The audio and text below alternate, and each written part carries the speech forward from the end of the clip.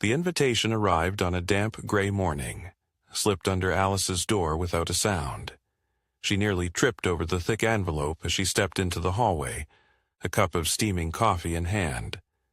The parchment felt unnaturally cold, and her name was penned in elegant, flowing script, Alice Hartley. Turning it over, she noted the crimson wax seal embossed with an intricate emblem she didn't recognize, a labyrinth intertwined with a serpent. As an art critic known for her incisive reviews and sharp skepticism, Alice was accustomed to receiving invitations to galleries and exhibitions. Yet this one felt different, personal, almost intrusive. Inside, a gold-embossed card announced an exclusive opening that very evening at the mysterious Gallery Nocturne. No artist was mentioned, no curator acknowledged. Curiosity sparked alongside a creeping unease. Sipping her coffee, she gazed out the rain-streaked window, unaware that this invitation was the key to a door she had unknowingly kept locked for years. That evening, the city was cloaked in fog, streetlights casting ethereal halos through the mist.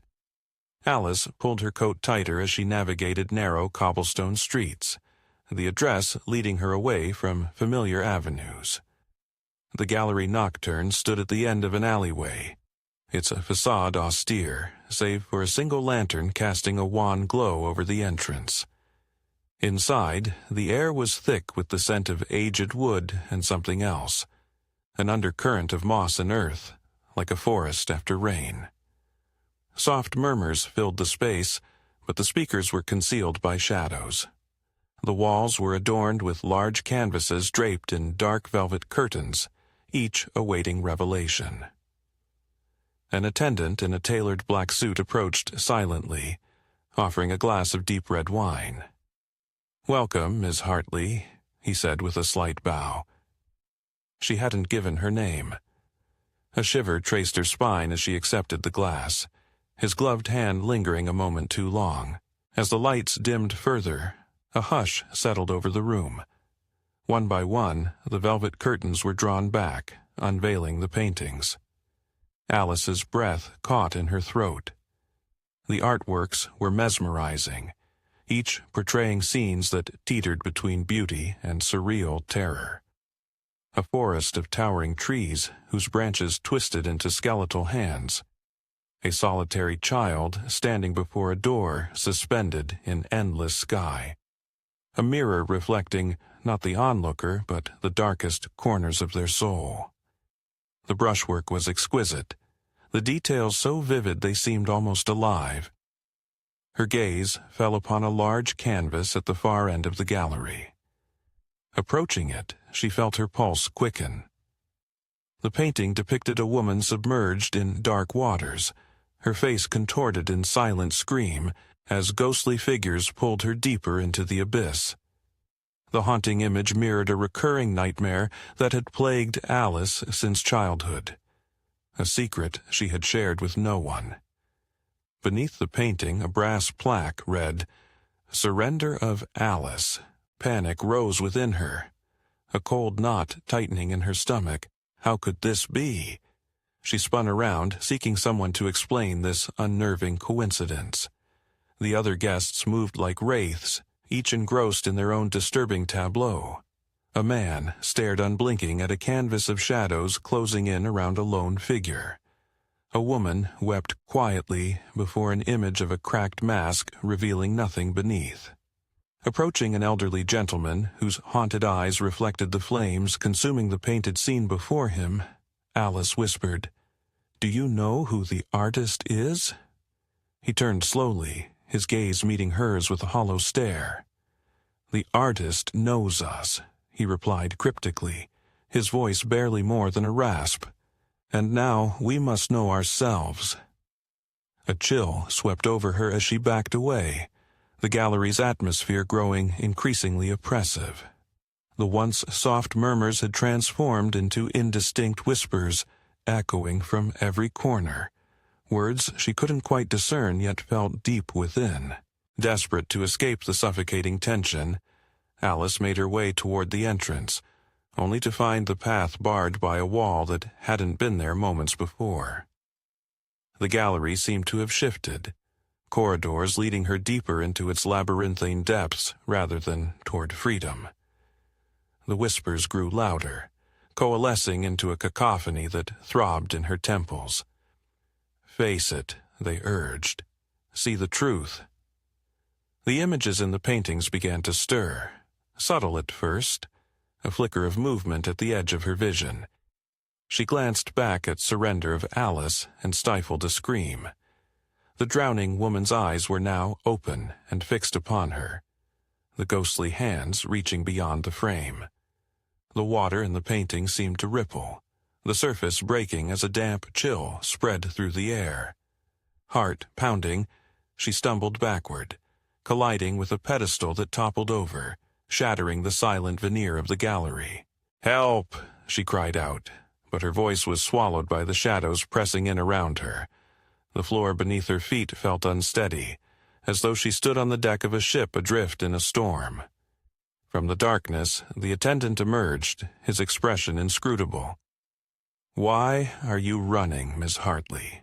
he asked softly. "You were invited to see." Anger flared within her, cutting through the fear. "See what? This nightmare? How do you know me? Who are you?" He tilted his head, eyes glinting with an otherworldly light. "We are but reflections, conduits for the truths you hide.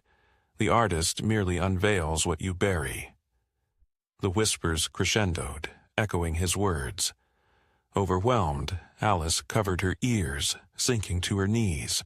"I don't understand," she shouted. The attendant knelt before her, his gaze piercing. "You will," he said, "but first you must choose to." In that moment, the gallery began to dissolve around them, the walls bleeding into darkness.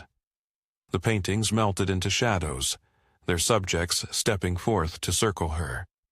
Figures born of fear and doubt loomed closer, the drowning woman, the faceless child, the masked stranger, all eyes fixed upon her. Memories long suppressed flooded her mind. The childhood accident when she nearly drowned, the years of emotional detachment, the walls she built to protect herself from vulnerability. Tears blurred her vision as she realized the weight of what she had denied. "What do you want from me?" she whispered. The figures spoke in unison, a chorus resonating within her. Acceptance. Release. Gathering her strength, Alice rose to her feet. "I see you," she said, her voice steady. "I acknowledge you." The figures paused, their forms wavering. "But you do not control me." A profound silence enveloped them. One by one, the shadows receded, their features softening before dissolving into streams of light that flowed back into the remnants of the paintings. The darkness lifted, replaced by a gentle glow that illuminated the now empty gallery. The attendant stood before her, a subtle smile on his lips. "Well done," he said quietly. "Few have the courage to face themselves." Relief and exhaustion washed over her. "Was any of this real?" she asked. He gestured toward the doorway that had reappeared. "What is real is what you carry forward. The rest is transient." She walked toward the exit, pausing to look back, but the gallery was gone. She found herself standing on the quiet street, the mist dissipating as dawn approached. The weight on her chest had lifted, replaced by a lightness she hadn't felt in years. In the days that followed, Alice reflected on the experience, unsure if it had been a dream, a hallucination, or something beyond her understanding. The nightmares that once plagued her sleep were absent, leaving serene darkness in their wake. One evening, as she sat by her window watching the sunset, a parcel arrived. No doorbell, no footsteps in the hall. Inside was a small, unmarked journal bound in black leather. Opening it, she found page after page filled with sketches, images from the gallery, but also scenes of hope and renewal. On the final page was a handwritten note. "Your story is yours to write. Let go, and you will find the path." Clutching the journal to her chest, Alice felt a resolve solidify within her. She retrieved a pen and turned to a blank page, ready to confront the uncharted chapters of her own life. As she began to write, the shadows outside lengthened, not with menace, but as a gentle reminder that light and dark coexist, and that she had nothing more to fear from either.